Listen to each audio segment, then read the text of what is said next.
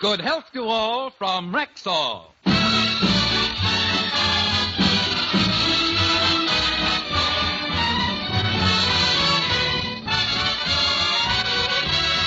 Yes, it's Sunday. Time for the Phil Harris-Alice Faye Show.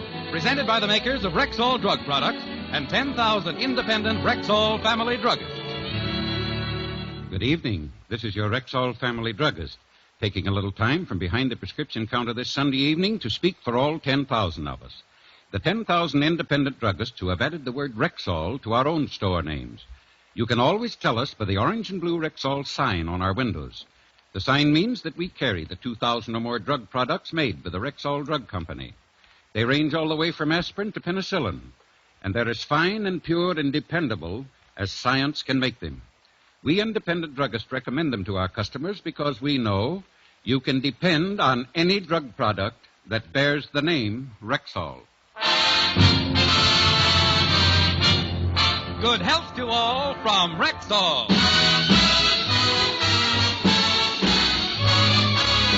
And now your Rexall family druggist brings you the Phil Harris-Alice Faye Show. Written by Ray Singer and Dick Chevrolet, with Elliot Lewis, Walter Tetley, Robert North, Janine Roos, Ann Whitfield, Walter Sharp and his music, yours truly, Bill Foreman, and starring Alice Faye and Phil Harris.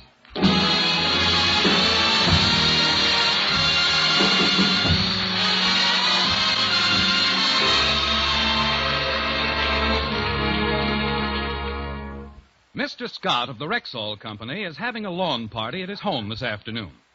Many distinguished persons have been invited, and as we look in, we find Mr. and Mrs. Scott going over their guest list. Grace, let's check the guest list once more and make sure that all the important people have been invited. Very well, dear. This is the list. Mr. and Mrs. Phil Harris, Mr. Frank Remley, No, dear. Not the names I crossed out. Just read the ones we invited. Darling, I already invited the Harrises. I think she's a charming woman. So do I. It's that Tennessee boll weevil I object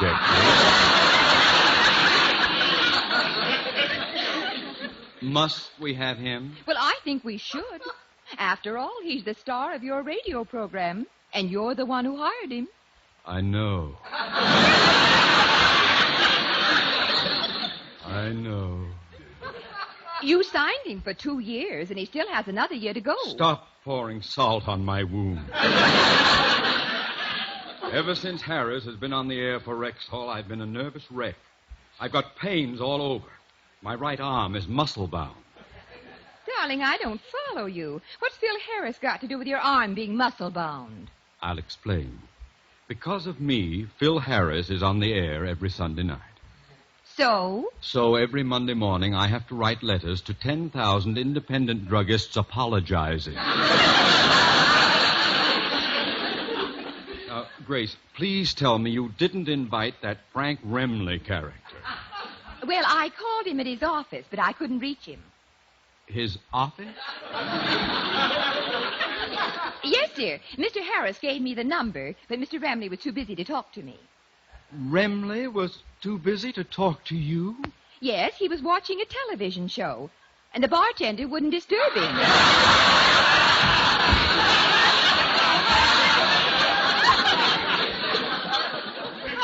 Well, thank goodness you couldn't reach him. Without Remley, I can stand Harris for an hour or so. I'm afraid you'll have to tolerate him a little longer than that. Mrs. Harris is lending us some garden chairs, and he's bringing them over this morning. I told him he might as well stay on for the party. Oh, goody. A whole day with old Wavy Wig.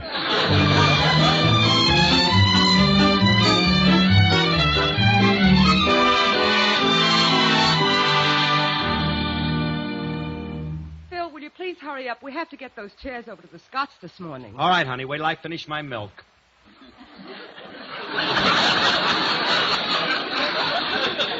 I've only got about 3 fingers left to drink. Phil, do you suppose the Scotts invited us just because they needed chairs? Oh, don't be silly. We were probably the first ones on their guest list. Daddy, can we go to this party? No, I'm sorry, kids, but this is just for grown-ups. You see, they're going to have a lot of important people there. Daddy, are you important? Am I important? Alice, you got to have a talk with this child. She's got to be straightened out on a few things. Tell her how important I am. Go on, tell her all the things that make me important. No, you'd better tell her. You've got them memorized. Who else has been invited to the Scots party, Phil? I don't know, but you can bet that only the best people in town are going to be there. Oh, you weren't invited, eh, Philip? Well, looky, here comes Snooky. For your information, I was invited, Willie. I got a ResVip. A ResVip? Yes, RSVP, ResVip. Scotty insisted that Alice and me come to the party. He insisted, indeed. He wanted Alice, and he felt that he was forced to ask you. He's probably hoping that you won't show up. William, why are you always so terse with me? I've done nothing to warrant your caustic diatribe. Phil, what was that? Just a little something Ronald Coleman laid on me once. Anyway, Phil, was Frankie invited? No, he wasn't, honey, and I can't understand why. Well, Mr. Scott didn't invite Francis because he doesn't want him, and I hope he has sense enough to stay away. Well, don't worry about Remley. He don't go to parties where he's not wanted. He's a very sensitive guy. And he never... Come in. Oh, hello, Frankie. Hiya, Curly. How do you like this new suit I bought for Scott's party? Hi, Alice. Well, if it isn't little old sensitive Frankie. Hey, Remley, I'm glad you're going. Scott sent you an invitation, huh? No. What time are we supposed to be at the party? Francis, surely you're not serious about going to the party. Why not? Mr. Scott didn't ask you because he doesn't like you. Well, I don't like him either, but I'm not going to be petty about it. Now, wait a minute, Frankie. You can't go someplace where you're not wanted. Now, look, why don't we do this, Phil? Let Frankie come with us when we take the chairs to Mr. Scott's. And when he sees Frankie, he'll probably invite him, and everything will be all right. And if Mr. Scott doesn't want him, he can always leave. Sure, we'll never miss the old sourpuss. Hey, we ought to have a great time at this party. Sure we will. Hey, do you think they might ask me to sing? If they're smart, they won't.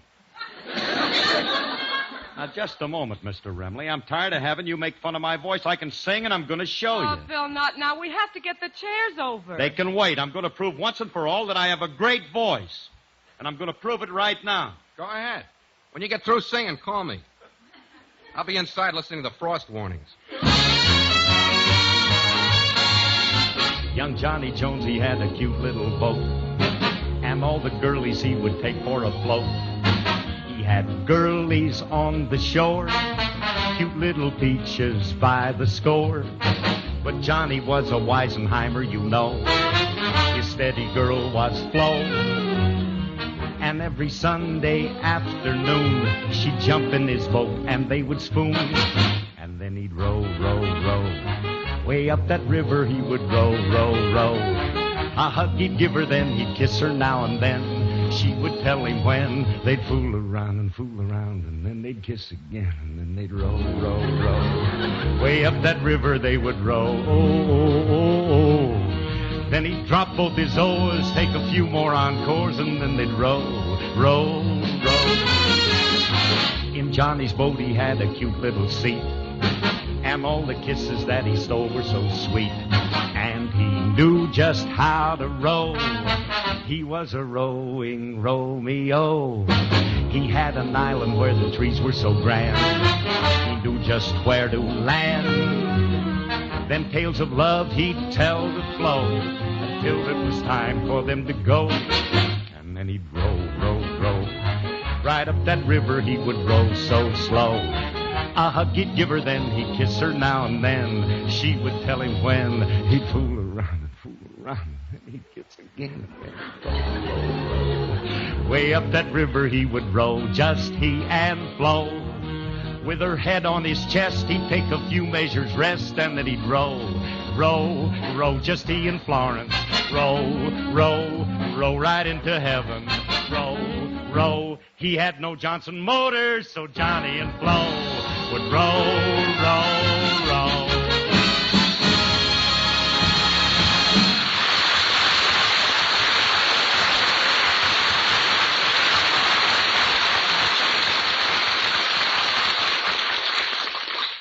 like that, Frankie? Pretty cold in Pomona.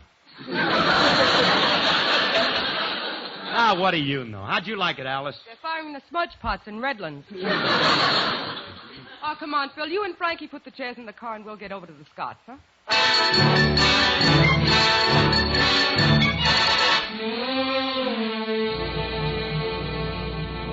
Phil, Mrs. Scott's car is in the driveway, so you'd better park out front here. Okay, huh? I'll park right here.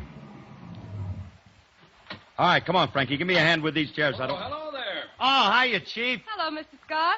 It's good to see you. I must say you look charming. You know, you get younger and prettier every day. How do you do it? I owe it all to clean living.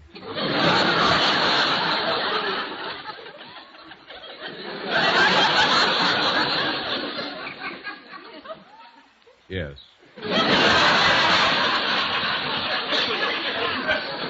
Someday I might make my secret of eternal youth available to the public. Oh, what a magnanimous gesture.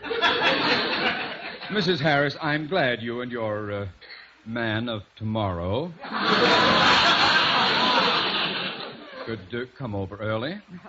As long as I'm here early, I'll go in and see if I can help Mrs. Scott, huh? Oh, thank you. Thank you very much. Harris, can I help you take the chairs out of the car? No, I brought someone along to help me. Yeah, I'm here, Scotty. Oh. I guess we all have days when we should have stood in bed. I hear you're having a party today, Scotty. I said I hear you're having a party today. Maybe if I don't answer, you'll go away. I didn't get an invitation in the mail. Could it be because it was misaddressed?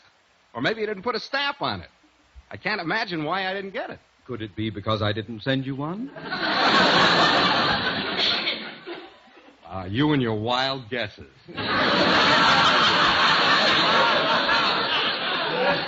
Mr. Scott, I brought Frankie along because I knew you'd want him here. After all, what would a party be like without Francis? I don't know, but we're going to find out.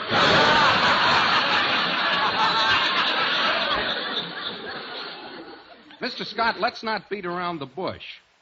If you don't want me, say so. I don't want you. Let's go around the bush once more. There must be a solution to this problem. There is. You can go home. No, that don't appeal to me. Remley, I'm warning you. If you insist on staying here, I'm leaving. That's the most sensible suggestion you made yet. Remley, if you don't get out of here, I'll call... Now, wait a somebody- minute, fellas. Wait a minute. Let's not fight. Now, can't we settle this thing amicably?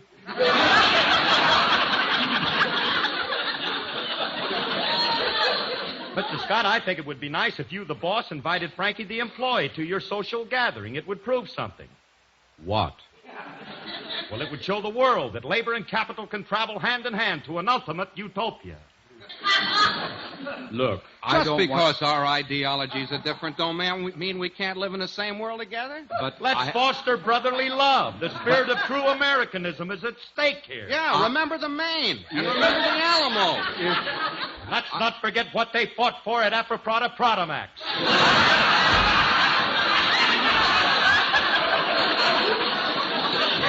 Don't forget that this is the land of the free. Where all men are created equal. From every mountainside, let freedom. Will you two stop this?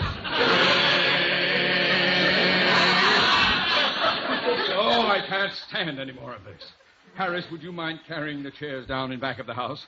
We're holding the garden party around the swimming pool. Okay, Mr. Don't worry, we'll take care of everything. Remley, as long as you insist on staying, you will have to excuse me. I have to go down the street to see somebody. Who? My lawyer. I want to know if I can get an injunction against you. Goodbye. Good old Scotty. I knew he'd invite me. Well, come on, Frankie. Let's carry these chairs down to the pool. Okay.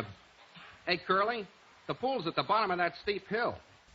With all these chairs, we'll have to make a few trips. Why don't we just drive your car down? That's a good idea. We can just... Yeah, but wait a minute. We'd have to move Scott's car out of the driveway. I'll tell you, look, Remley, you drive his car down to the garage, and I'll go get mine. Okay. Hey, Curly, I can't drive Scott's car down. There's no key in it. Remley, you don't need a key. It's on a hill. You can coast it down. Just release the handbrake. Oh. There she goes, Curly. Now what do? Oh, no, Remley, you were supposed to get in the car. You just told me to release the handbrake. You didn't tell me to get in. Well, look at the way it's rolling down. Remley, do something. Stop it. Stop it, he said. Hey, car! Come back here! Remley! Now, come on, we got to try and catch it. Hey, look, it's heading for the fence. That ought to stop it. It didn't. Cheap lumber, I guess. Remley, it's heading for the pool. Well, that ought to stop it. It can't possibly go any further.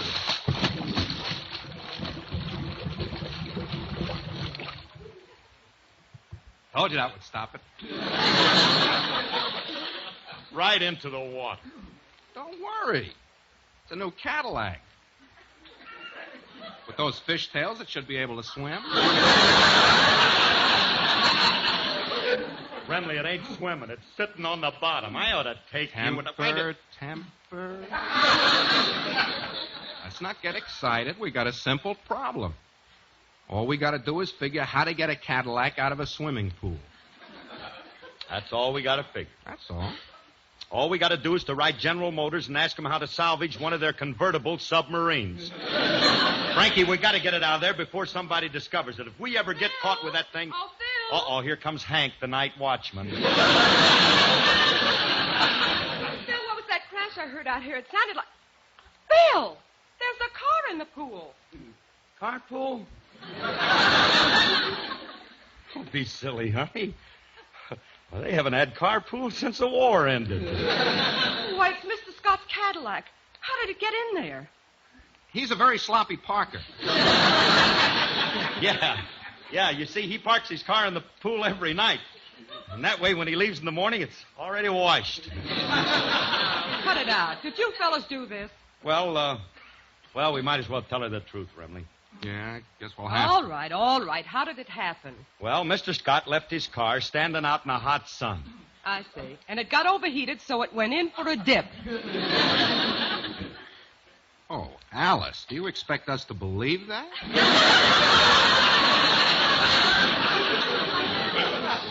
Yeah, look, honey, you're going to have to come up with a better excuse than that. Now, just how did you get that car in the pool? Well, I was talking to Mrs. Scott, and... Wait a minute, I didn't do anything. Oh, fellas, I don't know how you got it in there, but you'll have to get it out before Mr. and Mrs. Scott see it. How? Well, use our car and tow it out. Yeah, that's it. Now, look, honey, you go in and keep Mrs. Scott occupied so she doesn't see what we're doing. All right, but make sure you get that car out. Mother wanted me to marry a lawyer. Father wanted me to marry a doctor. But did I listen? Nah. I had to be a wise guy and wind up with a trap drummer. Well,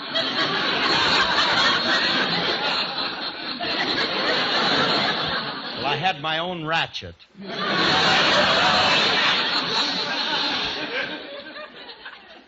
Come on, Ratch, let's get your car. Remley, look, I've been thinking about something. What? My car's too light to pull that heavy car out of that pool. Yeah, you might.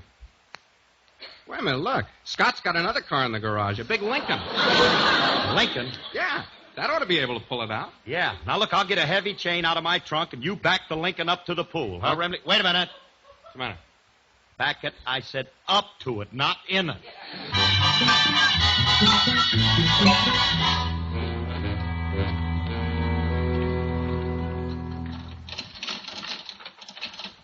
Well, we got the chain around the rear axle of the Lincoln. All we got to do now is put the other end of the chain around the bumper of the Cadillac. That's all. Well, which one of us is going to dive down and attach it? That's simple. You. It ain't that simple. I ain't going. Why'd you do it? I can't swim. Then you're the guy to do it. You'll get down to the bottom faster. Now, look, Remley, somebody's got to go down there and Go get somebody else. I ain't no fish. I ain't... What are you two fellas doing here? Well, if it ain't Julius, the Barracuda. Little carp face himself. What are you guys up to? Why you got that Lincoln on the lawn?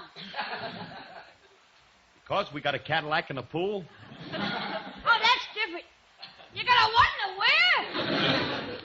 We got a Cadillac in the pool. Oh, I gotta report these guys to the juvenile authorities. They just do these things to derange my immature brain. I keep telling you that we got a car in the pool. Now, if you don't believe it, look for yourself. Yeah, bend over the pool and look straight down. Let me see. Hey, you guys ain't kidding. Curly's bending over. So he is. Shall we conga? Let's. 1, 2, 3, kick!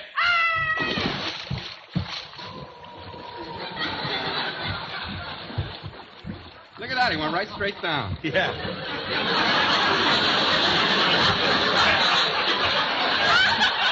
Look at him down there. Hey, Remley. Huh? Quick, while he's still on the bottom, throw him the chain. Yeah. Oh, look, he's surfacing. Man the harpoon. Right. What are you, a couple of wise guys or something? Julius, as long as you're swimming, do us a favor. Dive down to the bottom and attach the chain to that bumper. Go bang your heads together. I'm getting out of this pool. Not until you attach this chain. Don't tell me what to do. I'm climbing out of here. Quit stomping on my little fingers. Will you put the chain on? All right, you monsters. Probably safer down there anyway. Here I go.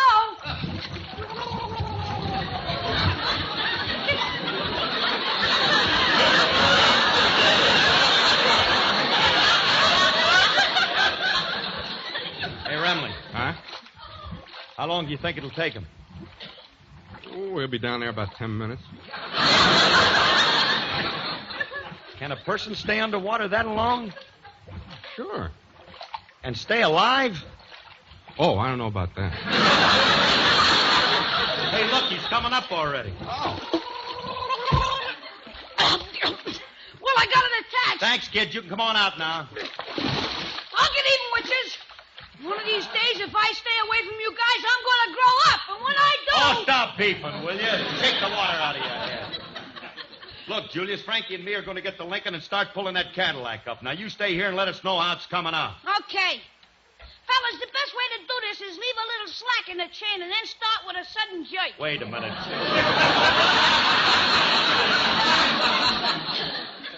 Listen, kid, don't tell me how to do this. I'm a grown man, and I know more about it than you do. Now, come on, Frankie, get in. Yeah. How you going to do this, Curly? I got it all figured out. Best thing to do is to leave a little slack in the chain and then start with a sudden jerk. Let her go. Hang on, here we go, right?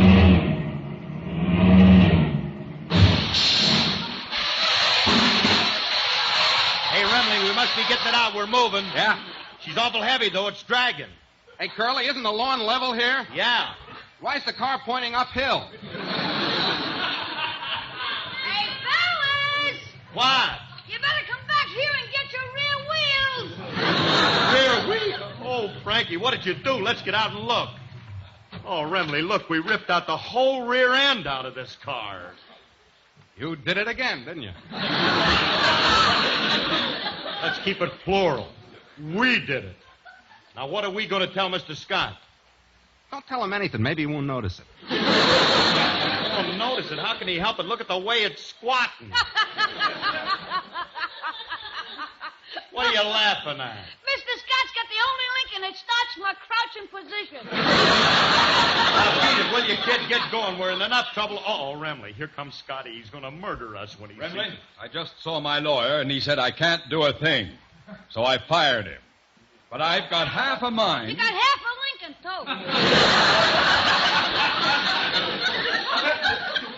What are you talking? Oh, no!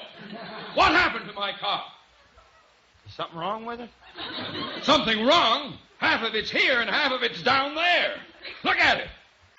Yeah, it looks a little bit like a dachshund. Oh, my beautiful $6,000 special Lincoln cut in half.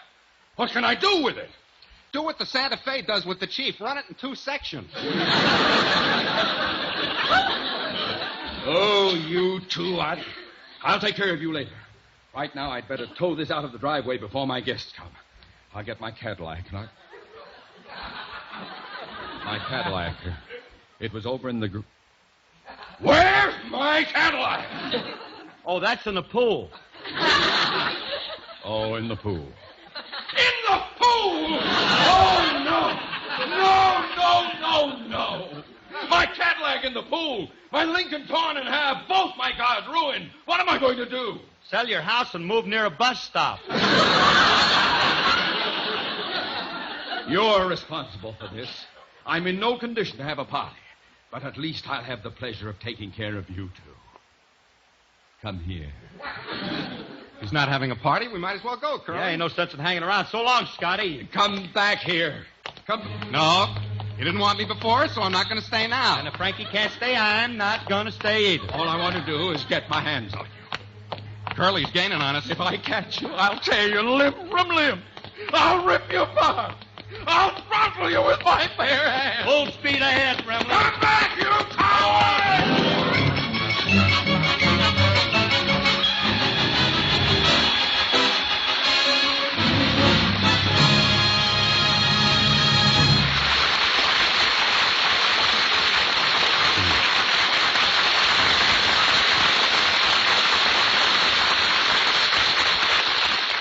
Alice and Phil will be back in just a moment. But first, here's your Rexall family druggist.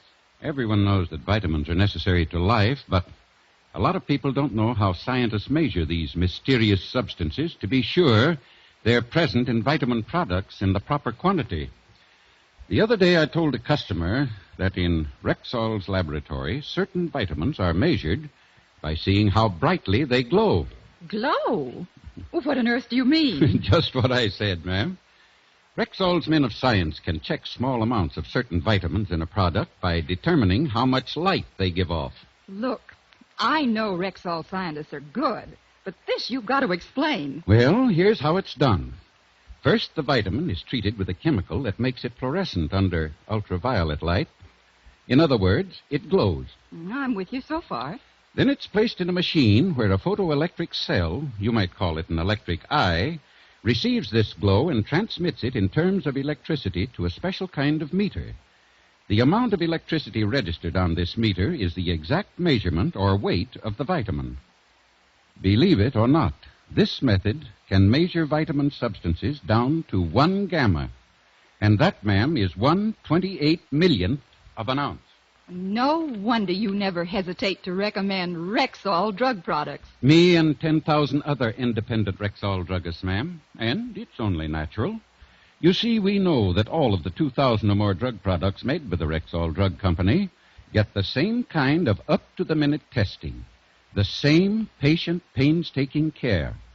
That's why in every store with the orange and blue Rexall sign on the windows, there's a family druggist who will tell you you can depend on any drug product that bears the name Rexall. Good health to all from Rexall.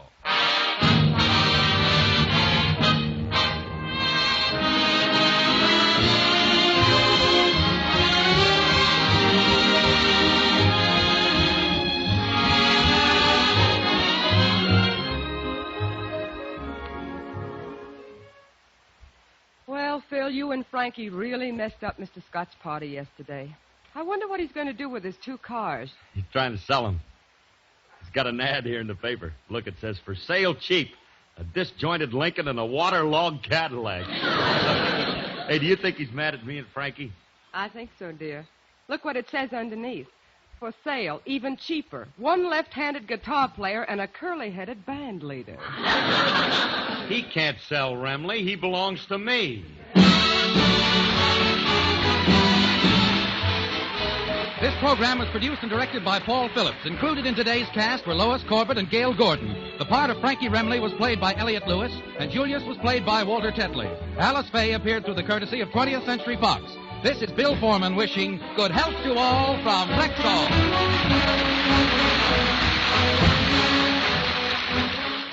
This is NBC, the national broadcasting company.